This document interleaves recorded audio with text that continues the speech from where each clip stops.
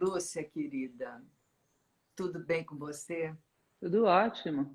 Que Maravilha. alegria encontrá-los. Prazer, Kim. É um prazer também, Lúcia. Um prazer. Eu estava contando, Lúcia, que sincronicidade que teve esse momento do nosso primeiro encontro, da primeira vez que a gente se falou, teoricamente.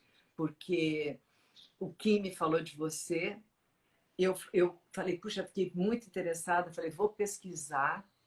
Na manhã, isso era de noite, na manhã seguinte, você entrou em contato comigo e me convidou para fazer uma live.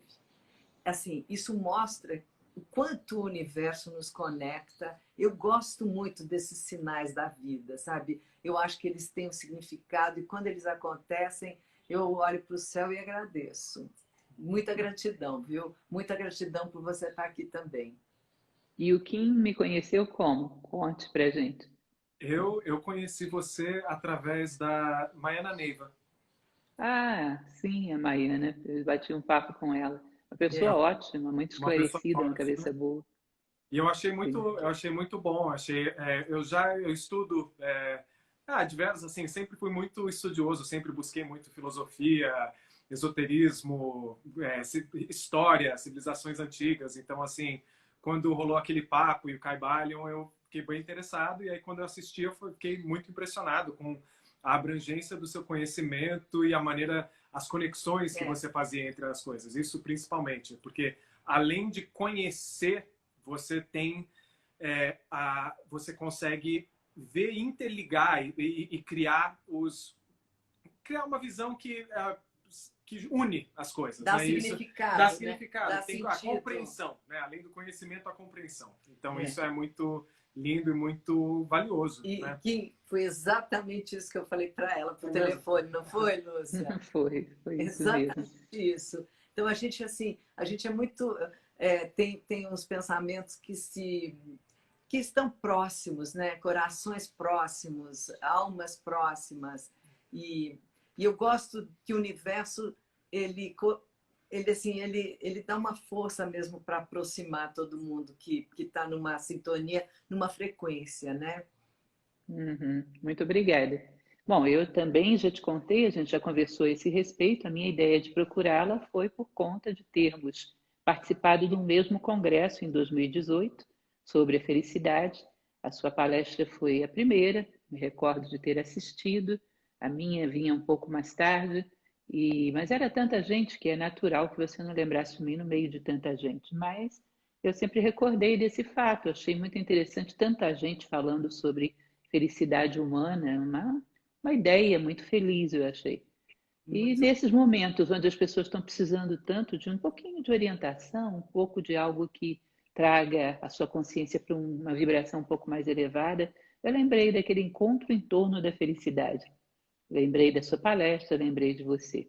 Agora também foi uma lembrança assim súbita que caiu na minha mente, ninguém me falou nada, ninguém me falou nada, ninguém me indicou nada, simplesmente, opa, eu tinha me esquecido desse fato e lembrei de você.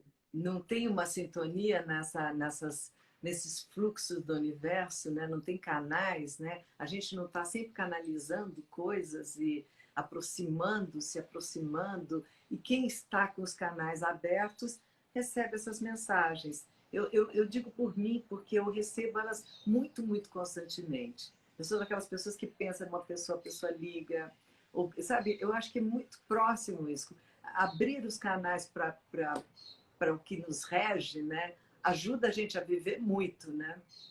Uhum, com certeza somos, perdão, somos um pouco mais intuitivos do que imaginamos, né? E realmente isso é interessante porque eu tenho conhecido tanta gente boa nessa quarentena. Parece que de uma maneira ou de outra a gente roda meio inconscientemente e acaba batendo no mesmo ponto. Tenho feito amizades preciosas nesse período. Esses dias eu estava olhando em cima da minha escrivaninha. Não tinha nenhuma formiga. Aí eu deixei cair um pouquinho de doce. Daqui a pouco elas surgem de todos os lados. Elas começam a aparecer de todos os lados, estão todas ali. Eu percebi, bom, a natureza tem isso de atração por afinidade, né, por gostos, que deve acontecer em todos os planos. Que o fato é que o grupo de amigos que eu fui capaz de fazer esse ano é uma preciosidade. Cada um E, mais interessante, cada um mais dedicado, mais entregue, mais envolvido com as suas ideias e com um espírito benfeitor em relação à humanidade, que isso para mim é fundamental. sem dúvida, isso que você falou, esse exemplo pragmático das formigas, é exatamente isso, né? Eu acho que esse momento, que é um momento, por um lado, terrível e muitas perdas, é um momento de tragédias. Por um outro lado, ele está unindo grandes pensamentos, grandes solidariedade, grandes sentimentos, ações e pessoas que vão realmente fazer alguma diferença nesse despertar dessa nova consciência para a gente construir alguma coisa nova, né? Porque Sim. É engraçado, eu tenho reparado a mesma coisa. É impressionante como esse período foi um período muito fértil para novas conexões e também para a reestruturação ou reimaginação de conexões antigas, conexões que já existiam, que de repente tinham se perdido ou tinham enfraquecido com o tempo, de repente voltaram e voltaram com um propósito, né? Que isso é o mais legal ainda, uma conexão que leva para algum lugar. Claro que toda conexão é boa quando ela já tem, né, uma partilha, uma troca legal, mas quando a gente está ligado com alguém e estamos juntos num propósito, isso para mim acho que eleva a relação, né? Eleva ambos ou todos que estão conectados nesse propósito vão para um outro lugar e conseguem gerar uma corrente que alimenta a todos, né? Como as formigas, tipo, é uma coisa que nutre, né? Por isso que elas estão lá para se nutrir. Nós também nos juntamos para nos nutrir e para nutrir uns aos outros. Então, eu acho isso muito bonito, esse momento. e acho que um trabalho tão bom, né, que é possível, que torna também isso possível, é distribuir esse conhecimento como você faz e como tanta gente também faz nesse momento de tanta carência mesmo. É um alimento, esse nutrir de conhecimento vai contra, luta, é a única resistência que a gente tem contra o embrutecimento da vida, contra a violência, contra essa brutalidade que é impingida de fora para dentro. E a gente só vai combater não com uma nova brutalidade e não respondendo com o ódio, que o ódio se personifica e aí ele perdura, mas neutralizando esses sentimentos com esses sentimentos novos, ressignificados, como o Kim falou, né? E essa distribuição generosa de conhecimento, como você tem feito. Agradeço. Tem uma frase de um filósofo pré-socrático, que era Heráclito, que eu acho muito bonita. Ele diz que os que despertam têm um mundo em comum e os que dormem voltam aos seus mundos particulares. Você percebe como isso é profundo e tem sentido? Porque, de uma certa maneira, toda pessoa egoísta, adormecida numa certa animalização da vida, um certo desconhecimento da natureza humana, elas estão isoladas, são bolhas, vivem nos seus mundos particulares. Quando a gente começa a ter vontade de despertar, começa a ter vontade de compartilhar. Eu acho isso tão interessante, é quase que imediato. E isso é um processo que não é só meu, isso é da escola que eu pertenço, Nova Acrópole. A gente costuma exemplificar como se crescer como ser humano fosse caminhar para o ápice de uma pirâmide com infinitas faces. Mas à medida que a gente cresce, não está mais próximo só desse ápice, mas mais próximos de todos aqueles que sobem, ainda que seja por outras faces. De tal maneira que a gente começa a reconhecer a língua um do outro, e a se entender e a se encontrar, inclusive. E aí eu costumo dizer que se você está se afastando de todo mundo, geometricamente significa que você está descendo. Não é isso? Contra fatos não há argumentos. Dá para constatar bem claramente. É engraçado que eu pensei nisso hoje de manhã, né? Eu estava escrevendo um negócio e eu pensei que diversas pessoas podem chegar nos mesmos lugares por caminhos completamente diversos. Isso a própria história prova, né? A gente tem grandes pensadores, grandes filósofos, grandes religiosos que, em tempos completamente diferentes da humanidade, em lugares que não haveria como eles se comunicarem né, assim, eles chegaram a conclusões similares, eles dedicaram a vida a propósitos parecidos. Então, você pode chegar por diversos caminhos e cada um vai chegar e esse caminhar para essa direção é que te dá um sentido, né? Eu acho que nesse momento a gente fala tanto de crise e, ao mesmo tempo, esse particular que você citou, esse estar na própria bolha, esse não se conectar com o teu coletivo, com o todo, com o teu propósito de verdade, vai inevitavelmente, é inevitável, é inexorável, criar um vazio dentro de cada um. E esse vazio vai começar a gerar pensamentos repetitivos, vai gerar ansiedade, vai ir para caminhos onde muitas vezes a pessoa chega em depressões, em transtornos, em alguns tipos de síndromes, e começou por um fechamento de si mesmo e uma não... Uma compartimentalização. Né? Assim, eu acho que infelizmente, isso tem se visto cada vez mais, essa compartimentalização dos pensamentos, das ideologias, dos grupos sociais, e a nossa alma não foi desenhada para isso, né? A nossa alma, muito pelo contrário, ela funciona, ela está no seu auge, na sua plenitude, quando ela trabalha, quando todos nós trabalhamos juntos, né? Eu acho essa frase que você trouxe muito linda.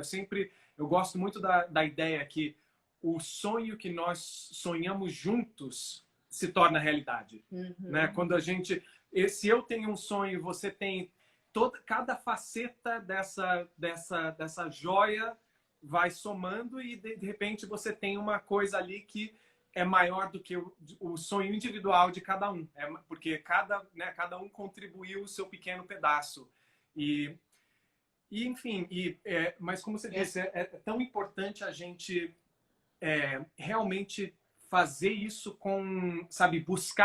buscar essas conexões, porque a tendência parece que mais e mais tem sido para essa fragmentação, esse isolamento, né?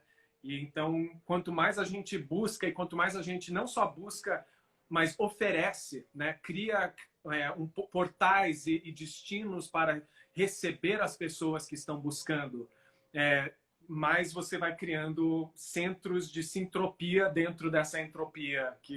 E essa fragmentação, ela é de caso pensado, né? Porque a maneira de você fragmentar e dividir e justamente desorganizar você divide para conquistar, você divide para dominar, você divide para ter controle. Ao passo que esse movimento que o Kim estava dizendo, que é esse movimento de todos termos um sonho em comum, ele deve, inclusive cientificamente, explicar essa energia em conjunto, que é uma energia que na hora que ela se junta mesmo, ela é uma força, ela é uma força da natureza. Por isso que a gente chama do inconsciente coletivo. De repente, você vê grandes mudanças na história, e você deve conhecer isso profundamente bem, né? E sempre essas mudanças, elas vêm acompanhadas de uma mudança de valores desse coletivo. De repente, o coletivo conscientizou, houve um degrauzinho de pequeno despertar, foi para um outro pequeno nível. E é claro que a história é cíclica, e é claro que a gente volta aos mesmos pontos, mas eu acredito que a gente sempre volta com elevação, sabe? Espiral ascendente. É uma espiral ascendente. Eu acho que a gente está sempre melhorando. Eu acredito que a humanidade está melhorando. Tem uma história legal, uma vez que a gente conheceu o Dalai Lama em Los Angeles, né?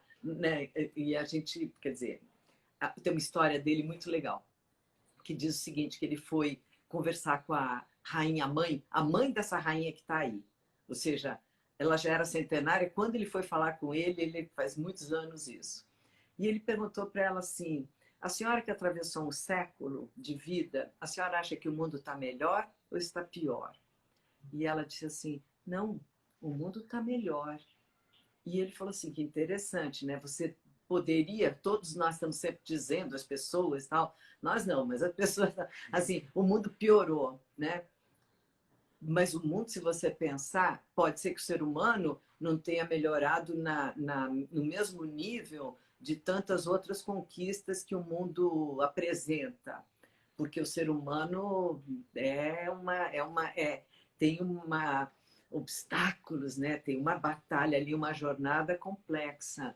Mas, sem dúvida, o mundo melhorou. Tem os crimes, mas hoje a gente discute direitos humanos, né? Eu imagino que você, com essa tua visão histórica tão grande, você acha que o mundo melhorou ou piorou? Olha, é uma coisa interessante. Primeiro, falando, se você me permite, eu vou colocando as ideias em ordem, aquilo que você falou em primeiro lugar sobre o estudo comparativo de diversas tradições. É como se houvesse uma árvore em cima de uma montanha. Todo mundo que chegou a ascender, a subir até um certo grau dessa montanha, todos veem a mesma coisa, dizem árvore, lá em cima tem uma árvore. Esse fala em quechua, aquele fala em pali, aquele outro, sei lá, fala no proto-indo-europeu, mas quando você compara, vê que é uma única árvore. Portanto, alguém que só chegou no sopé da montanha, não viu nada lá em cima, diz, não tem nada. O outro que subiu só um pouquinho, vê uma folha verde, diz, tem uma grande massa verde. Portanto, a gente deveria fazer um estudo comparativo de todos aqueles que chegaram a um certo grau de subida na montanha. Aí você vai ver de uma universalidade as conquistas humanas que é muito impressionante. Será possível que Platão, junto com os indianos, junto com os pré-colombianos, fizeram um complô para enganar a gente? Acho um pouco provável, né? Pois é, Você vai ver, abandona a tua vida se queres viver na voz do silêncio tibetana. Em verdade vos digo que ninguém entrará no reino do céu se não nascer de novo. É morrendo que se nasce para a vida eterna. Os alquimistas, solve, coagula, dissolve num patamar, coagula em outro. Ou seja, são tantas ideias recorrentes.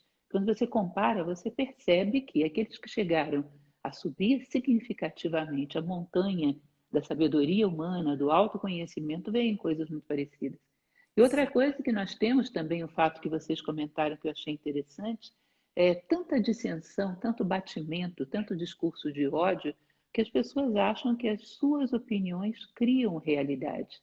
Se a gente fosse fazer uma viagem pela máquina do tempo e caísse na alta Idade Média e fizesse uma pesquisa a respeito do que as pessoas achavam da Terra.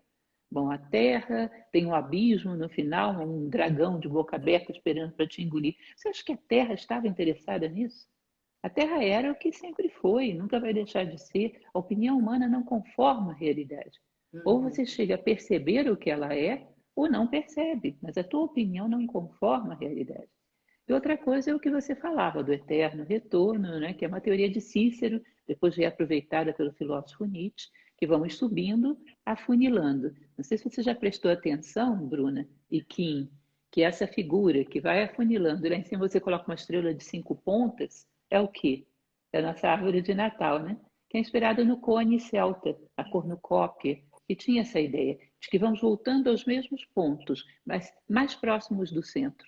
Voltando ao mesmo ponto, mas mais próximos do centro. E lá em cima vem o pentalfa, o pentagrama, que é o símbolo do quinto elemento, que é a consciência desperta, que se impõe sobre corpo, energia, emoções e mente prática. Ou seja, é o homem vitruviano de Leonardo, é o pentalfa de Pitágoras. Esse é o verdadeiro homem. Tanto que vocês vão ver quando a gente estuda na história dos templários, eles usavam essa estrela voltada para cima, representando o homem, e essa estrela de cabeça para baixo, que era o Bafomé, era o bode. Eles foram parar na fogueira, inclusive por isso, né, que diziam que eles eram demoníacos. Não, era a representação do homem que inverteu os seus princípios. Ao invés de ser comandado por uma consciência desperta, ele virou esses cabeça para baixo, é comandado pelo quaternário. Ou seja, essa ideia de ir afunilando. Agora, nós percebemos que, por algumas presunções históricas, eu acredito sim que a humanidade está progredindo, não tenho nenhuma dúvida. Hoje já não seria aceito socialmente que Átila, rei dos Hunos, jogasse criancinhas dos inimigos dentro de um covil de lobos e ficasse em cima assistindo. Isso seria uma coisa condenada, pelo menos não seria feita abertamente, porque no fundo a gente não sabe o que acontece pelos 4 cantos do mundo. Um dia desses me convidaram para fazer uma palestra no congresso que tratava do tráfico de pessoas para roubo de órgãos. Vocês sabem que isso acontece? Que se sequestra uma pessoa para desmontá-la e vender os órgãos. Vocês sabem que isso acontece? Agora, você imagina quem é capaz de retirar um órgão de um corpo humano sem que ele seja danificado, sem que ele se perca? Se alguém é um médico, provavelmente, não é isso? Alguém muito instruído que coloca o seu conhecimento a serviço disso. Desmonta um ser humano e joga o resto fora. Isso é um dos crimes internacionais hoje mais complicados. Portanto, vamos ter uma certa cautela, não deixamos a barbárie para trás. Mas pelo menos existe um senso comum que se coloca contra a barbárie. Isso é um ganho. Mas o que você vai perceber é que existe um determinado patamar de consciência num plano. A massa tende a se justificar pelo comportamento uns dos outros. Massificação é um processo de alienação terrível. É muito mais cômodo você apertar o software vida, dar o play e ser vivido do que realmente viver. Você tem aceitação, você pertence a uma tribo, você tem pertencimento. Quando você começa a querer ver mais alto, é aquilo que eu comentei contigo, inclusive, no nosso último encontro. Existe um pacto tácito, um acordo tácito em prol da mediocridade. Quando alguém reage, é tomado como um traidor. Existe um escritor americano que fala sobre isso, eu acho muito interessante. Então, esses que sobem o primeiro degrau e ficam lá de cima chamando o pessoal, vem cá, em geral são atacados, são negados, mas é a eles que nós devemos o deslocamento da história. É essa meia dúzia de ousados que pagam preço caro por ver com mais clareza, por pensar por si mesmos, por ter identidade. Recomendo muito a vocês um livro que eu não sei se vocês conhecem, que é a Autobiografia de Gandhi, Mahatma Gandhi, Minha Vida e Minhas Lutas pela Verdade. E era uma coisa incrível, gente, porque o pessoal vinha, os seus seguidores querendo manipulá-los, colocavam um problema e ficavam pressionando para ele se posicionar. Ele, vou para casa. Chegava em casa, mastigava aquilo, pensava, comparava com um monte de coisa. No dia seguinte, ele vinha com uma resposta que não era nada que ninguém esperava. É porque ele pensava, ele tinha ideias próprias. E assim ele fez história. Tá? Então, a humanidade está progredindo, sim, sem dúvida. Sem dúvida, em termos medianos, somos um pouco menos bárbaros e vândalos do que já fomos no passado. Mas ainda se deve a meia dúzia de despertos. Tá? Porque a massa é conservadora, tende a seguir o script. Uma vez eu fiz uma coisa engraçada, eu saí procurando o pensamento da moda em vários momentos históricos. Nunca vi tanta bobagem, não tinha um que fosse progressista e indicasse um caminho de evolução para a humanidade. Vocês já viram moda que agregasse valor à vida do ser humano? Nunca vi nenhuma. Agora, não importa que as pessoas se vistam na moda, mas que pensem na moda, vamos e venhamos, é o fim da picada. Homo sapiens sapiens, era para a gente ter superado isso há 200 mil anos. Uhum. Mas ainda assim, nós progredimos, a massa se desloca por causa de meia dúzia de ousados, que ousam pensar por si próprios, ousam não olhar nem para a esquerda nem para a direita, olhar para cima e para dentro. É sempre assim. Mas é interessante porque esses ousados, né, eles estão sempre no risco, obviamente. Assim como hoje você disse, eles seriam os traidores. Na Idade Média, eles iriam para a fogueira. Então, essa fogueira, real ou não real, ela está sempre presente, essa ameaça. E muitas vezes causa um certo encolhimento social. Né? Então, você tem aquela frase que é muito específica disso que eu estou dizendo, que é o bom senso existia, mas se escondia por medo do senso comum. De alguma maneira, às vezes o senso comum está tão enlouquecido, tão alucinado, mesmo que a gente não esteja mais entregando os cristãos aos leões, né, para serem comidos em espetáculo público, mas a gente está tendo outras formas sofisticadas nas redes sociais, enfim, muitas coisas hoje que têm uso exponencial, né, exacerbado, a gente está vendo uma diluição desse conhecimento, desse pensamento e uma ameaça quase que difícil de você recuperar aquele posicionamento de uma verdade. Você falando desses grandes pensadores, desses grandes homens, desses grandes religiosos que descobriram, cada um à sua maneira, em sua época, com a sua língua, a verdade. Essa verdade universal, essas leis universais que nos regem, eu acho que Hoje, muita gente se encolhe quanto a isso, sabe? As pessoas têm um medo do senso comum. Você concorda com isso? Sim, com certeza concordo. Eu acho, inclusive quero ouvir depois a opinião do Kim sobre isso, porque ele está mais nesse momento de ver como é que a educação está transmitindo, como lidar com essa pressão do meio hoje em dia. Você ainda é bastante jovem, eu já tenho muito tempo que não estou mais em banco de escola nenhuma, mas eu penso de acordo com uma frase antiga do Dhammapada. Vocês conhecem o Dhammapada? É um livro que faz parte do Cânon Pali, literatura sagrada budista. Eles dizem o seguinte, que o conhecimento pode ser medido da mesma maneira como uma pessoa toma sopa. Tem pessoas que são como uma colher. A colher está em contato com a sopa, está dentro dela, mas não sabe dizer nada da sopa. Se ela é salgada ou doce, se ela está temperada ou não, absolutamente nada. E tem outros que estão em contato com a sopa que são como uma língua, absolutamente perceptiva, e que sabem dizer se ela está temperada, se é salgada, se é muito salgada, se é adocicada, detalhes do tempero que foi utilizado ali, se é uma boa cozinheira, conhece, né? Ou seja, a nossa relação com conhecimento hoje virou muito relação de colher. Eu costumo desafiar os meus alunos, você é colher ou você é língua? As pessoas têm uma acumulação de conhecimento, que você vai ver a vida dela é banal. Aquilo não agregou nenhuma resposta humana à vida. Às vezes você vê uma pessoa, hoje está ficando mais raro, mas eu cheguei a conhecer pessoas assim, a minha própria avó era assim. Era uma pessoa simplória, de muito pouco conhecimento, mas uma coisinha que ela sabia, ela aplicava imediatamente. É. E aquilo gerava uma possibilidade de lucidez, de dar uma resposta humana à vida. Nós temos muitas pessoas muito extensas, mas muito poucos profundos. E para mim, conhecimento se mede pelas respostas que você dá à vida. Age para que eu te veja. Então, isso é uma coisa interessante que eu queria passar a bola para você, Kim. Como é que você acha? O processo de educação hoje está mais para gerar colheres ou línguas? Uma provocaçãozinha para você.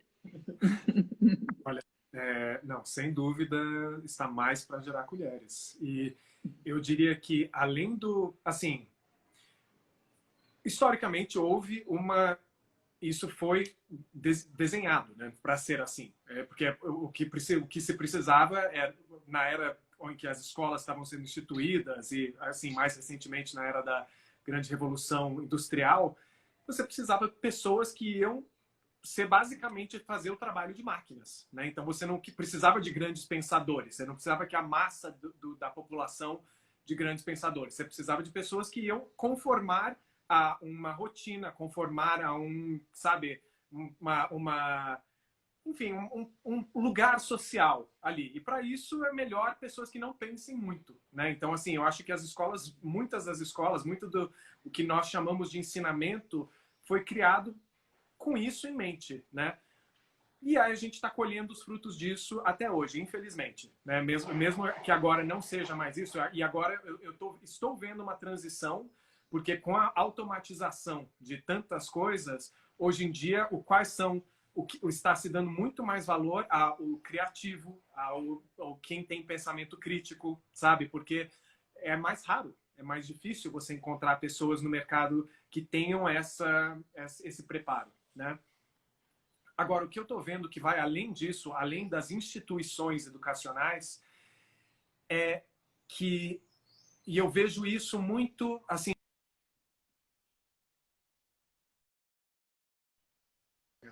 eu vejo isso muito nos jovens, principalmente, que assim, as pessoas, hoje em dia existe, né? E eu tenho muita conexão ainda lá. Eu cresci, fui educado nos Estados Unidos, cresci nos Estados Unidos, entre lá e cá, mas sempre, né, passei uma boa parte da minha vida lá. E eu ainda vejo e acompanho muito do que acontece lá. E eu vejo que o que está lá e o que já está chegando aqui no Brasil, né? E uma das coisas é assim, existe hoje a guerra hoje, a terceira guerra mundial, você poderia até chamar, é uma guerra de informação. Ela não é uma guerra que está sendo travada com bombas e com soldados. Também está, em alguns lugares. Mas mundialmente, hoje, o que está sendo criado é o information warfare, a guerra informacional. Então, assim, você vê que você vê que as pessoas estão sendo inundadas por todos os lados com uma tamanha quantidade de desinformação e entre mentiras, desinformação, meias-verdades, fake news, todas essas coisas. Né? Confusão. E isso torna até a busca pelo conhecimento uma coisa quase sem sentido para elas. Porque elas falam assim, mas espera aí, em quem eu confio? Qual é uma fonte de conhecimento verídica? Eu vou atrás dessa, de repente eu vejo que, nossa, não era nada disso. Eu vou atrás dessa, né? Então, assim, por isso que eu gostei muito do que você disse.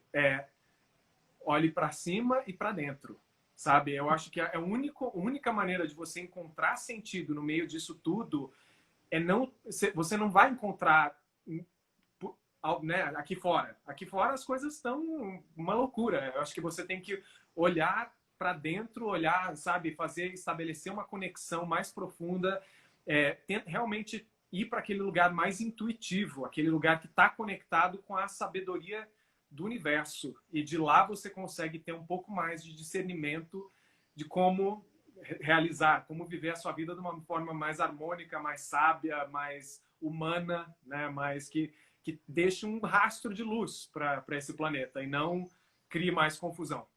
Eu acredito que isso aí que você falou é muito ligado a uma escolha, né? A gente vive esses tempos de grande turbulência e propositalmente dirigentes de várias entidades, por várias intenções, querem apenas criar confusão.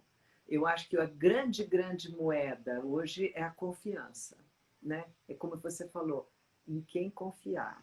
Então, a resposta para essa confiança, sem dúvida, é uma busca interior, para dentro, é ir para os canais que você sabe que existem, bons livros, bom conhecimento, pessoas que vieram antes e pensaram e que têm uma história e que você vai, se você tiver a chance de chegar a isso, e se cercar do amor. O amor das pessoas, o amor por você que começa em você, o amor pelas teus pessoas próximas, e vai aumentando esse ciclo de amor até atingir o planeta. Amor pelo teu planeta. Então, essa é a única maneira de você realmente crescer em qualquer crise, já que a gente escolheu esse tema, né? Porque não há outra maneira de você buscar uma saída se você não buscar dentro de você palavras e poderes como a confiança e o amor. Nesse mundo de caos, nesse mundo proposital de caos. Porque o mundo não está de caos, nesse caos, por acaso. Ele está nesse caos de caso pensado. Agora, por que o mal existe? Essa é uma pergunta que eu adoraria que você me respondesse. Tá, a gente pode até falar sobre isso já, mas antes eu queria só devolver a provocação para vocês, eu sou um pouco provocadora. Imaginem vocês o seguinte, porque eu concordo com o Kim, concordo com você, quando vocês dizem que nós estamos na época da informação. Mas uma coisa que me incomoda, e eu acho que é a grande geradora de todas as crises, é que a informação não é acompanhada de formação humana. Exato. Ou seja, é um verniz muito superficial. Eu costumo contar uma história que é o seguinte: imagine uma pessoa, um catedrático, que está do alto do seu púlpito falando a respeito do medo. E ele já leu tudo que se escreveu em todas as áreas acerca do medo. Ele está ali fazendo a sua conferência. E de repente sobe um rato no palco. Ele é o primeiro que pula em cima do palco e começa a gritar histérico e perde totalmente as estribeiras. Essa pessoa sabe ou não sabe alguma coisa sobre o medo? Outra pergunta: quando alguém, e nós vivemos isso, naquele caso que hoje já está ficando um pouco antigo, eu gosto de pegar casos antigos para não gerar polêmica, que foi o escândalo da bolha imobiliária nos Estados Unidos, aquilo foi provocado por cabeças laureadas em Harvard. Eu me recordo que, na época, um cronista do Washington Post escreveu: bom, se de Harvard estão saindo bandidos, para onde eu mando os meus filhos agora?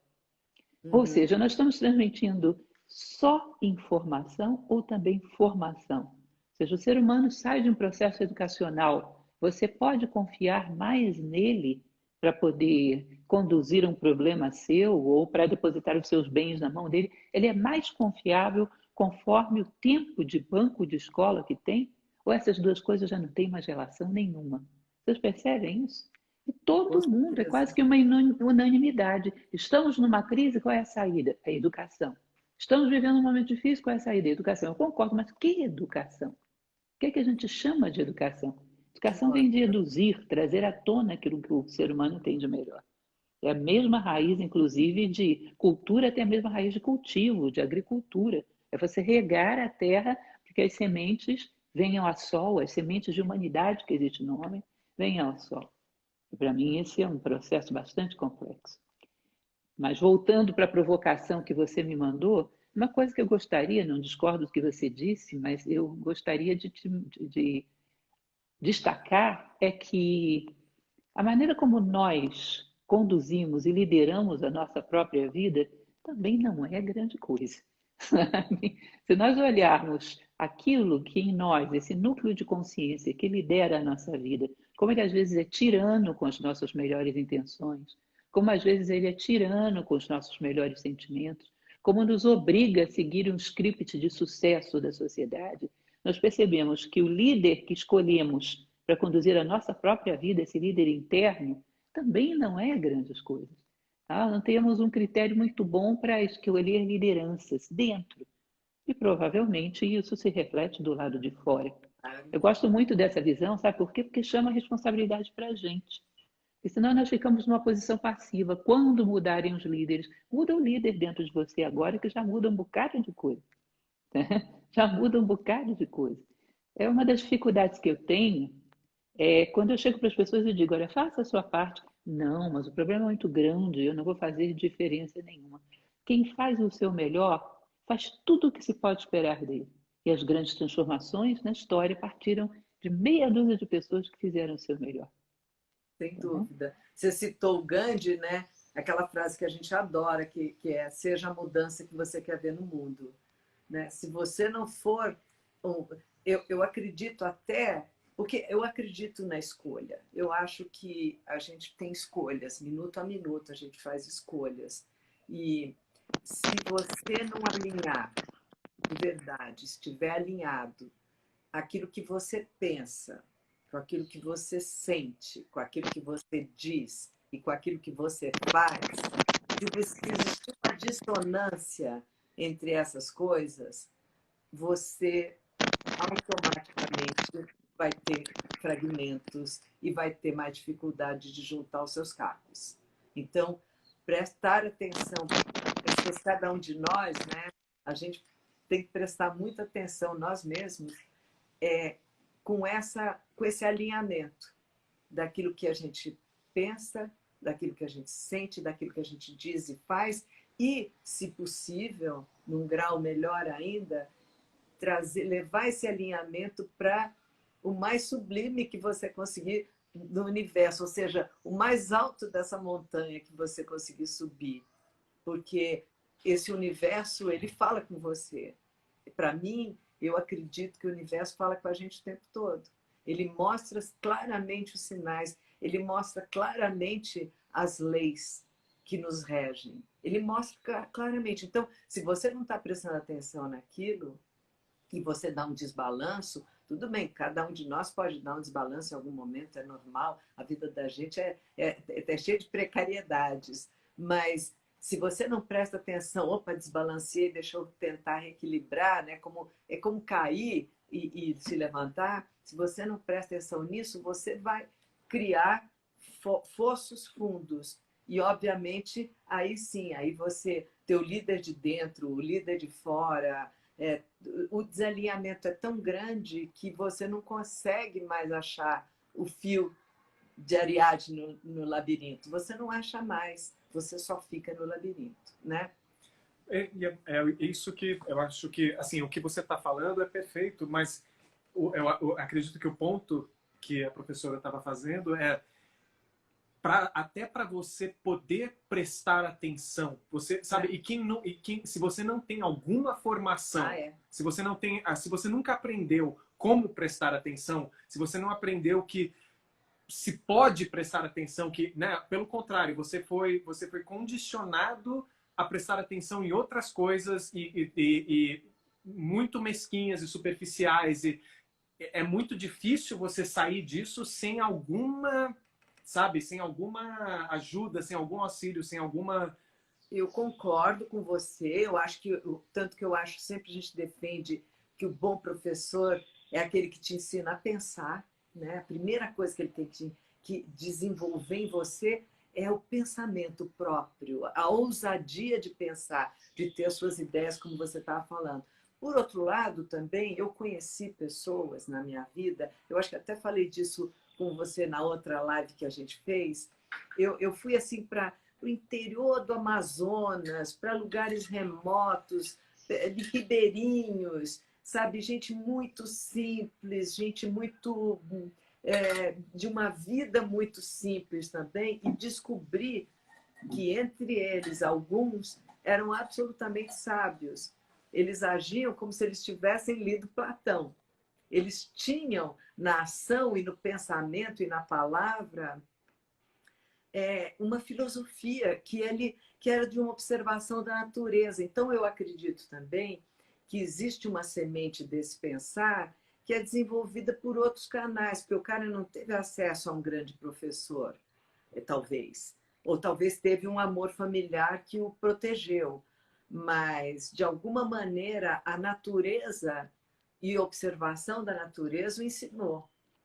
Então, eu acredito também nessa compensação. Eu acho que também isso não me exclui defender que a gente tem que ter um bom ensino, uma boa educação e, sobretudo, pessoas que te ensinem a pensar, né? A formação realmente é muito mais importante do que a informação, né? Mas eu acredito também nessa força vital que as pessoas trazem e que pode ser encontrada nos lugares mais inesperados. Existe uma palestra minha, se você tiver tempo, assista, está no YouTube, que se chama O Filósofo Autodidata. É um livro muito interessante de Ibn Tufai, um pensador da chamada Falsafa, que é a filosofia islâmica do século X, XII, ali na região da Espanha. E ele fala sobre um filósofo que vivia sozinho numa ilha, foi alimentado foi um bebê que chegou a uma ilha numa barquinha, foi alimentado por um viadinho e ele desenvolveu a filosofia sozinho na ilha, observando a natureza. A sua mãe morre, a primeira coisa que ele tem é aquela inquietude sobre o que é a morte, e começa a fazer perguntas. É um caminho complexo, mas evidentemente na natureza humana não é impossível. Uma outra coisa que eu gostaria de destacar, já que você falou de uma frase de Gandhi, tem uma frase dele que para mim é particularmente bela. Se um único ser humano canalizar uma gota do verdadeiro amor, neutralizará o ódio de milhões.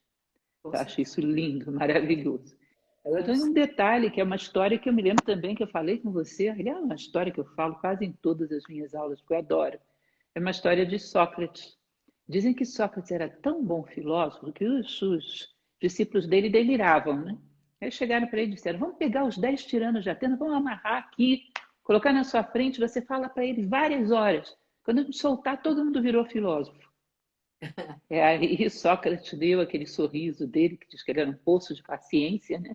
Falou, olha, minha mãe, Fenaretes, era uma excelente parteira, porém tem uma coisa que ela jamais seria capaz de fazer, que era dar à luz a uma mulher que não estivesse grávida. Você percebe? Que uma pessoa, um professor ou um mestre, como se chamava classicamente, ele é um bom parteiro. O próprio Sócrates dizia isso. Ele era um parteiro de almas. Agora, é preciso que o ser humano esteja grávido. Porque quem está curtindo muito o espetáculo da vida, quem está achando que é assim mesmo, que a vida consiste apenas em coletar o maior conforto e o maior prazer a qualquer preço, e que a vida é só isso, e está feliz nisso, a gente chegou a um estágio de esgotamento. A vida ainda não deu aquela chacoalhada em que ela esgotou esse patamar. E se não esgotou, não há como forçar. Não há como dar à luz a alguém que não esteja grávido, não tem jeito. Uma vez que as pessoas engravidaram de um sentido de vida maior, de alguma necessidade maior, de encontro, de uma justificativa para estarem aqui, é uma necessidade de encontrarem a sua própria identidade, de encontrarem um pouco do conhecimento dos mistérios do universo à sua volta, aí dá para você ter um bom parteiro ou uma boa parteira. Que é exatamente aquele que não só passa informação, mas ele é uma demonstração viva de que aquilo funciona. É como uma peça que você comprou porque o seu televisor está com uma imagem ruim. Como é que você sabe se essa peça presta? Você chama um técnico, pede para colocar dentro da televisão e quando você liga, ela fica melhor enquanto televisão, com melhor imagem, com melhor som, não é isso? Como você sabe se o conhecimento é bom ou mal? Que evidentemente tem muita besteira em letra impressa por aí. Como Claro. sabe? Você coloca dentro de você e você vê se você funciona melhor como ser humano. Ou seja, que se é mais íntegro, se é mais generoso, se tem esse ânimo de aprendiz diante da vida, ou seja, esse conhecimento foi bom. E para demonstrar isso, você precisaria de alguém que estivesse comprometido com o conhecimento, que não fosse meramente informação. Hoje é curioso porque quando se diz um bom professor, aquele que leu não sei quantos mil livros e que tem não sei quantos títulos, não se observa a vida. Eu acho isso muito interessante. É. Aí guarda uma incoerência de fundo aí que é um pouco complicada de entender. Ou seja, alguém tem que ter um exemplo vivo de algum tipo de conhecimento formativo, que quando esse exemplo vivo entra no menu de opções daqueles que vêm, eles percebem que há uma maneira diferente de viver. E esses exemplos praticamente hoje são desconsiderados. É coisa antiga demais. A modernidade produziu coisas mais eficazes. Se você pegar um cidadão que conduzia uma biga romana e um cidadão que conduz um avião a jato hoje, mudou a máquina, não necessariamente o homem. É. Pode ser que aquele cidadão que conduzia a biga fosse mais generoso, mais íntegro, mais entregue naquilo que ele fazia. E que adianta os meios mudarem, se os seres humanos que lidam com os meios não mudaram? Você percebe que se você está indo para um abismo, é melhor você ir a pé do que ir de Porsche? Chega mais devagar, tem mais tempo de repensar. Ou seja, os meios em si podem ser bons ou maus, que tem a ver com aquela pergunta de bem e mal que você me fazia. Bom ou mal não são as coisas, mas o uso que você faz delas. Cada coisa no seu lugar, segundo Platão. Não há mal no universo. Você vai parar para pensar num negócio desse, isso é complicado, gente. Está aula que não tem mais tamanho. Se eu perguntar para vocês, a corrupção é uma coisa ruim? Não tem dúvida, né? Todo mundo vai dizer que sim. Por que um detergente biodegradável é tão mais caro do que um detergente comum?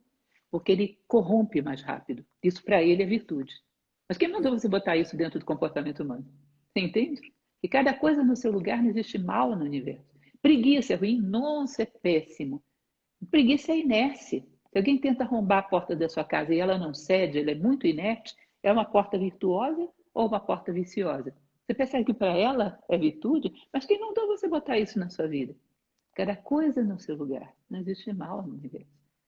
Sabe? Então tem muitas coisas que foram esquecidas, que foram deixadas para trás.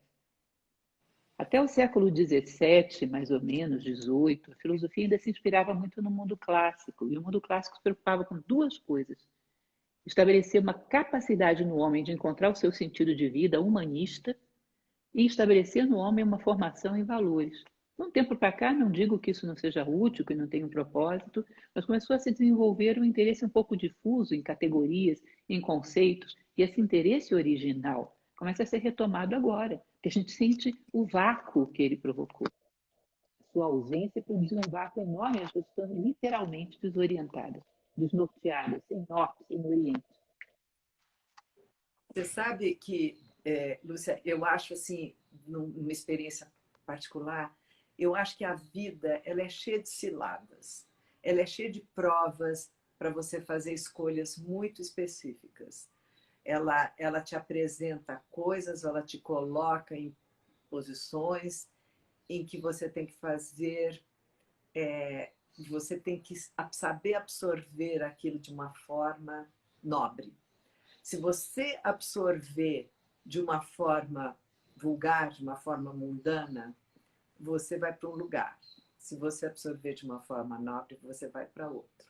E assim, tudo que acontece com você, você pode cair na cilada, você pode cair na cilada da ganância, você pode cair na cilada da fama, você pode cair na cilada do desejo, você pode cair na cilada do materialismo, você pode cair na cilada da beleza, você pode cair na cilada da competição, do ódio. Tem, assim, elas todas se apresentam no caminho como flores, né, para você escolher. Você colhe se quiser, mas não precisa. Você pode passar por elas, você pode sentir o perfume, você pode usufruir, você pode olhar aquela beleza, mas você fala assim, mas eu não vou me deixar corromper, falando de corrupção do lado, né? Ou não vou me deixar, não vou cair nisso, eu não vou fazer disso a minha prisão. Aí eu acredito nessa liberdade de escolha. Eu acredito que a felicidade está muito ligada a essa liberdade. De você dizer não para algumas coisas que são muito tentadoras. E isso vai voltar para você de uma maneira interessante. Eu acredito muito nisso. E vice-versa. Tanto dizer não para as coisas que às vezes são tentadoras e dizer sim para os desafios, né? E assim, e voltando para o tema do que a gente está falando, assim, né? Da crise. A crise é um momento de transformação, né? É um momento em que algo está decaindo e algo novo tem a oportunidade de nascer. Então, assim, os desafios, as coisas que vêm pela frente, eles podem... É como você disse, é o uso que você faz deles. Você pode... O mesmo peso pode cair no seu pé e te machucar, ou você pode usar ele para ficar mais forte.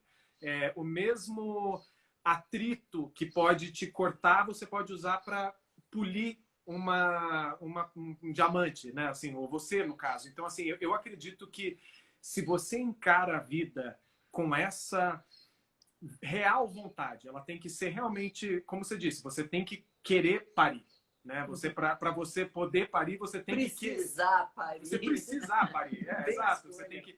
Mas se você encara, aí qualquer crise, qualquer dificuldade sempre vai ter a oportunidade de crescimento. Você sempre vai poder usar aquilo de alguma forma, e pode ser muito, muito difícil, né? Pode ser incrivelmente, pode parecer insuperável em algum momento.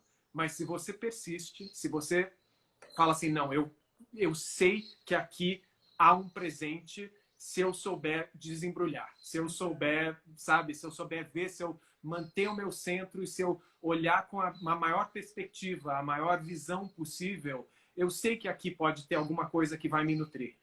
E aí você vai, você persiste. A vida me mostra, e me mostrou, e me mostra constantemente que isso é uma verdade. As coisas mais difíceis se tornaram hoje, eu olho para trás e eu falo assim, nossa, tipo, graças a Deus que aquilo estava no meu caminho. Porque hoje eu sou quem eu sou porque eu passei por aquilo e sobrevivi e, sabe, eu sou mais por isso, né? Então, é claro que em momentos, às vezes, assim, a gente precisa de uma ajuda de alguém, a gente precisa de um amparo, né? Mas mesmo isso, eu acredito que se você se dá o tempo, sabe? Se você para e você vira para dentro e se dá o tempo, você encontra esse amparo sempre no seu coração. Ele existe já dentro de cada um de nós. Ele existe como a nossa natureza. Eu realmente acredito nisso. Eu acredito que a natureza do ser humano, se ela não... ela vai se manifestar eventualmente para o bem. Mesmo que ela passe por dificuldades, mesmo que ela passe pelo mal, mesmo que ela passe... porque eu acho que ela é a natureza divina. Então, assim, em algum momento ela vai retornar a essa fonte. Não ela tem depura, como ela não né? retornar. É depurativo. É depurativo. Né? Também acho isso. Não importa quantas encarnações ou quantas vezes a pessoa tiver que retornar e fazer, sei lá, não importa, não vamos entrar em religião, mas enfim. Mas eu acredito que são processos depurativos. Eu acredito num caminho excelso. Eu acredito profundamente nisso. Aliás, se eu não acreditasse, eu não sei o que seria de mim. Não, e quantas encarnações a gente já não vive nessa mesma vida, sabe? Você não olha para alguns anos atrás e fala assim, nossa, era outro ser que estava habitando esse corpo. Hoje eu sou um novo... Teoricamente, você é um novo ser a cada momento, né? Mas assim, você realmente consegue ver uma mudança que você não se identifica mais com aquilo. Você fala assim, eu não sou mais aquele ser que estava lá naquele momento. Eu sou uma outra coisa que está aqui agora. E que bom, né? Gente, estamos chegando no final Estamos chegando do nosso tempo. Mas eu gostaria de ouvir, professora, por favor. Termina aí. Não, só uma historinha que eu gostaria de contar para vocês bem rápido. Na verdade, não é uma história, é aquilo que eu chamo de teoria da responsabilidade, que é um pensamento da escola de filosofia estoica. Marco Aurélio falava: nada acontece ao homem que não seja próprio do homem. Ele dizia mais ou menos o seguinte, com as minhas palavras, é claro. Imagina que você vem ao mundo para crescer, isso é evidente. Viemos para sair da ignorância e chegar o mais próximo da sabedoria que der. E quando você vem para crescer, é como se você trouxesse um cartão cifrado, que atrai todas as experiências que vão aparar aquelas tuas arestas, que você precisa parar para crescer. Então, quando uma dificuldade entra na sua vida, não é porque fulano está te perseguindo ou porque essa situação, essa pessoa não gosta de você, porque você precisava passar aí para crescer. Se não fosse essa pessoa, seria outra. Se não fosse essa situação, seria outra. Mas você precisava passar. O teu poder pessoal e a tua necessidade de crescer chama isso para a tua vida. Isso é muito importante, porque um dos piores erros é a gente personalizar os problemas. Foi fulano. Não, fulano, ele tem um problema de caráter porque é o melhor que ele logrou ser até agora. Ele também está lutando pela evolução dele. Agora, ele passou na sua vida porque você chamou. E se não fosse ele, seria outro. Portanto, não personalizar problemas, não procurar culpados, não vitimizar-se, encarar as dificuldades como algo que veio à sua vida porque você chamou. Uma vez um aluno me falou: olha, eu trabalho num local que é insuportável, não dá para crescer lá dentro, tem 10 chatos. Eu falei: olha, você fez um concurso público para chatos, esses foram os aprovados. Eles são chatos porque é o melhor que eles lograram ser, mas eles entraram na sua vida para você, porque você chamou. Talvez para desenvolver paciência, ou talvez para descobrir que o chato é você. Mas certamente você teria que passar por aí. Isso é uma coisa que dentro da filosofia é muito interessante. Não personalizar os problemas, não transferir responsabilidades. A extinção da culpa marca o início do progresso moral. Ninguém é culpado, todos somos responsáveis. E o processo de crescimento existe em potência dentro de todo ser humano, né? Vamos esperar que todos recebam aquele resultado de teste de gravidez metafísica positivo. Né? Todos engravidem de autotransformação, de ânimo de aprendiz, de sede de ser um ser humano melhor. Sem dúvida. Que assim seja. Mas você está me devendo uma poesia, dona Bruna. Ai, meu Deus. Vai ter que ser muito rápido. Será que 2 minutos? Separei uma aqui porque você pediu tanto. Vamos lá. Uma para crise, tá? Chama Temporais. Os que enfrentam temporais e continuam, quando tudo diz que não, quando falta o céu e o chão, continuam. Quando o pouco se reduz e se apaga toda a luz, ainda assim, os que querem saber mais, quando faltam as respostas, quando as feridas expostas não se curam, continuam na ausência de um sinal, quando o bem se confunde com o mal e as coisas se misturam, aqueles que continuam e olham para dentro sabem que sempre chega um momento em que as águas se abrem. Lindo, parabéns. Obrigada, amor. Muito, muito, muito obrigada, Lúcia, querida. Muito obrigada. A gente vai ter muitos encontros, a gente vai conversar muito. Esse é só um comecinho. Eu que agradeço e com certeza teremos outras oportunidades. Foi uma satisfação conhecer você aqui. E a gente se vê. Então, muito obrigada para todos vocês que participaram com mensagens, com energia boa, mandando, ouvindo, comentando. Continuem com a gente. E, Lúcia, lindas luzes e um lindo caminho para você sempre, para todos nós. Igualmente. Muito obrigada. Tchau. Um abraço.